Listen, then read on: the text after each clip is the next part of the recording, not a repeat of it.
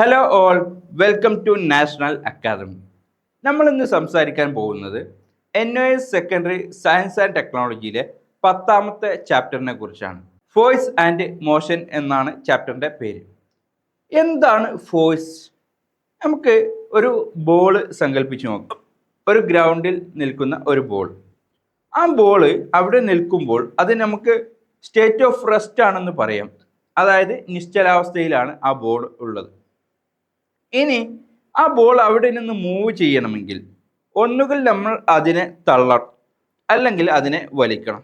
അതായത് ഒരു പുഷോ പുള്ളോ കൊടുക്കാതെ ആ പറയുന്ന ബോൾ അവിടെ നിന്ന് മൂവ് ചെയ്യില്ല. ഇങ്ങനെ ഒരു വസ്തുവിൽ നമ്മൾ നൽകുന്ന പുൾ ഓർ പുഷിനെയാണ് നമ്മൾ ഫോഴ്സ് എന്ന് പറയുന്നത്. ഈ ഫോഴ്സ് അപ്ലൈ ചെയ്യുന്നത്, ഒരു വസ്തുവിൽ നമ്മൾ ഫോഴ്സ് അപ്ലൈ ചെയ്യുന്നത് പ്രധാനമായിട്ടും 4 കാര്യങ്ങൾക്ക് വേണ്ടിയിട്ടാണ്.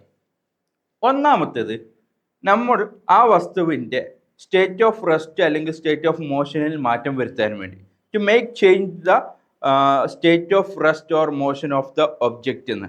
അതായത് ഒരു വസ്തു ഗ്രൗണ്ടിൽ നിൽക്കുകയാണ്, അതിൻ്റെ ചലനത്തിൻ്റെ ദിശ അല്ലെങ്കിൽ അവസ്ഥയ്ക്ക് മാറ്റം വരുത്താൻ വേണ്ടി.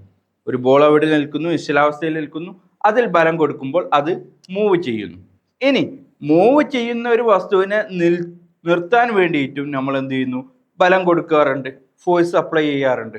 അങ്ങനെ ഒന്നാമത്തെ രീതി എന്ന് പറയുന്നത് അതിൻ്റെ state of rest or state of മോഷനിൽ ചേഞ്ച് വരുത്താൻ വേണ്ടിയിട്ടാണ്.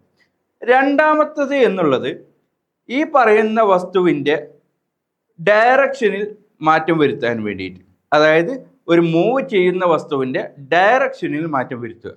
ഒരു ഉദാഹരണത്തിന്, ഒരു ബോൾ മൂവ് ചെയ്തു വരുന്നു.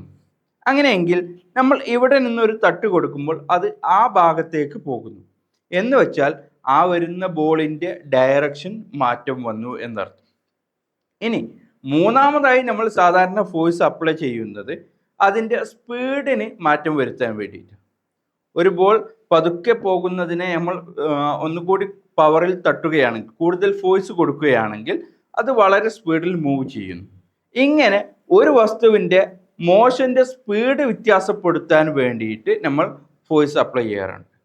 ഇനി നാലാമത്തെ രീതി എന്ന് പറയുന്നത്, അതായത് നമ്മൾ ഫോഴ്സ് അപ്ലൈ ചെയ്യുന്നത് സാധാരണ 4 കാര്യങ്ങൾക്കാണ് എന്ന് പറഞ്ഞിട്ടുണ്ട്. അതിൽ 4ാമത്തെ കാര്യം എന്ന് പറയുന്നത് ഒരു ഒബ്ജക്റ്റിൻ്റെ ഷേപ്പ് ചേഞ്ച് ചെയ്യാൻ വേണ്ടിയിട്ടാണ്.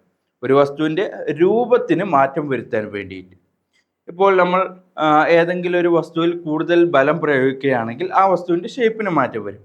ഇങ്ങനെ 4 തരത്തിലായിട്ടാണ് നമ്മൾ ഫോഴ്സ് അപ്ലൈ ചെയ്യാറുള്ളത്. ഫോഴ്സുമായി ബന്ധപ്പെട്ട ഇക്വേഷനുകളും അത് എങ്ങനെ പ്രയോഗിക്കുന്നു എന്നൊന്ന് ചെക്ക് ചെയ്താലോ. നോക്കൂ, ന്യൂട്ടൻ്റെ 2ാം ചലന നിയമപ്രകാരമുള്ള ഇക്വേഷൻ പ്രകാരം F=ma എന്നാണ്. അതായത് F എന്നതുകൊണ്ട് ഉദ്ദേശിക്കുന്നത് നമ്മുടെ ഫോഴ്സിനെയാണ്, ബലം എന്നതിനെയാണ് നമ്മൾ F കൊണ്ട് സൂചിപ്പിക്കുന്നത്. F=m × a എന്നാണ്. അതായത് F=m × a. m എന്നതുകൊണ്ട് ഉദ്ദേശിക്കുന്നത് മാസ് ആണ്, മാസ് ഓഫ് ദ ഒബ്ജക്റ്റ് എന്നുള്ളത്. ഒരു വസ്തുവിൻ്റെ മാസ് എത്രയാണോ അതിനെയാണ് നമ്മൾ സ്മോൾ ലെറ്റർ m കൊണ്ട് സൂചിപ്പിക്കുന്നത്.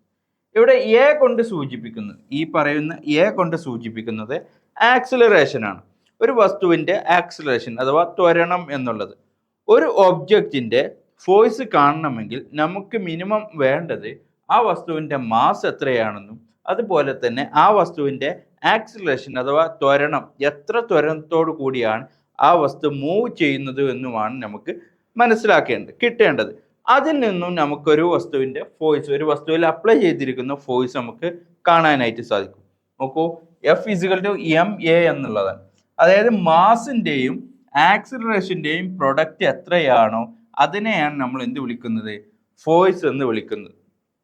ഇനി ഇതെങ്ങനെ ഒരു ഇക്വേഷനിലൂടെ, ഒരു ക്വസ്റ്റ്യനിൽ നമുക്ക് എങ്ങനെ അപ്ലൈ ചെയ്യാം? നോക്കൂ, നമുക്ക് ഇവിടെ ഒരു ക്വസ്റ്റ്യൻ തന്നിട്ടുണ്ട്. What is the acceleration produced by an force of 50 Newton exerted on an object of mass 3 kg? അതായത് 3 കിലോഗ്രാം മാസ് ഉള്ള ഒരു വസ്തുവിൽ 15 ന്യൂട്ടൺ ഫോഴ്സ് പ്രയോഗിച്ചപ്പോൾ എത്ര ആക്സിലറേഷൻ ആണ് അവിടെ ഉണ്ടായിട്ടുള്ളത് എന്നാണ് നമ്മളോട് ചോദിച്ചിട്ടുള്ളത്.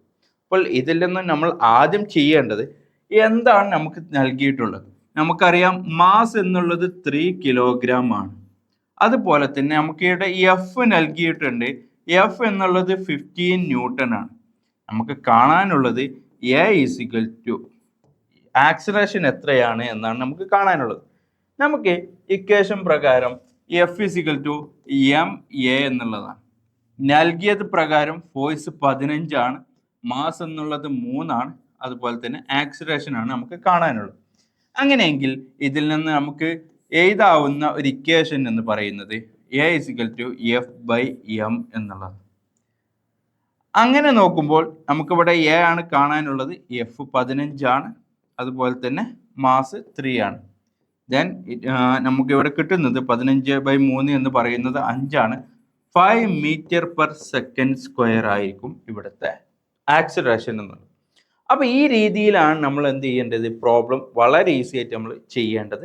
ഇനി ഇതുമായി ബന്ധപ്പെട്ട ഫോഴ്സ് നൽകുമ്പോൾ മോഷൻ എങ്ങനെയാണ് നടക്കുന്നത്, ഏതൊക്കെ തരത്തിലുള്ള മോഷനുകളുണ്ട് എന്നുള്ള കാര്യങ്ങളൊക്കെ വിശദമായിട്ട് നമ്മൾ നാഷണൽ അക്കാദമി ആപ്പിൽ നമ്മൾ നൽകിയിട്ടുണ്ട്. ഉടൻ തന്നെ ജോയിൻ ചെയ്യുക. നമുക്ക് വീണ്ടും അടുത്തൊരു വീഡിയോയിൽ കാണാം. ബൈ.